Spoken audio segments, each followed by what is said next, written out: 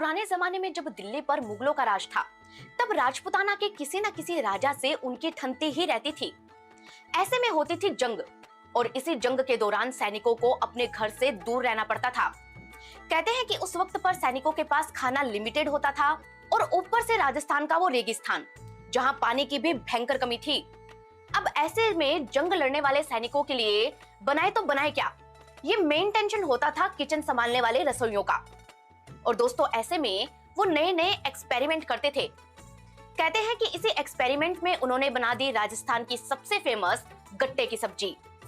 नमस्कार दोस्तों, मैं हूं अंशिका सारडा, और राजस्थान के forts, cuisine, folk song, folk dance से जुड़ी ऐसी ही अनसुनी कहानियां आप तक पहुंचाने के लिए मैंने ये मुहिम शुरू की है। पुराने जमाने में होता ये था कि जब मारवाड़ के योद्धा जंग पर जाते थे, तब वो कई कई महीनों तक अपने किलों से दूर रहते थे।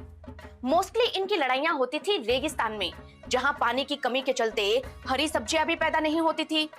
अब ऐसे में इन्हें चाहिए होता था वो खाना जो कई दिनों तक चल सके और बिना गर्म किए भी खाया जा सके।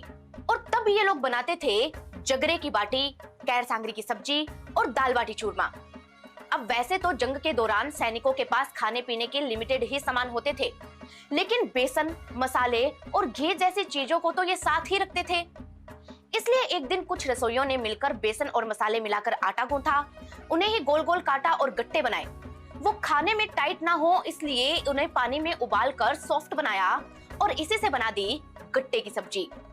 ये सब्जी खाने में इतनी अच्छी थी कि जंग खत्म होने के बाद इसे रॉयल किचन में शामिल कर लिया गया।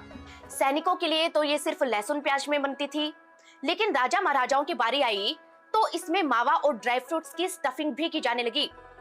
दोस्तों, आज भी ऐसा ही होता है। गट्टे की सब्जी दो तरीकों से बनती है। एक सब्जी में सिंपल गट्टे होते हैं, जिन्हें लहसुन प्याज की ग्रेवी के साथ और खड़े मसालों के साथ तैयार किया जाता है। अब राजस्थान के घरों में आमतौर पर इसी तरह से ये सब्जी बनती है, जबकि रॉयल पैलेस और होटल में इन गट्टों को सिंपल रखने की बजाय इनमें स्टफिंग की जाती है, ड्राई फ्रूट्स, मावा या फिर पनीर की।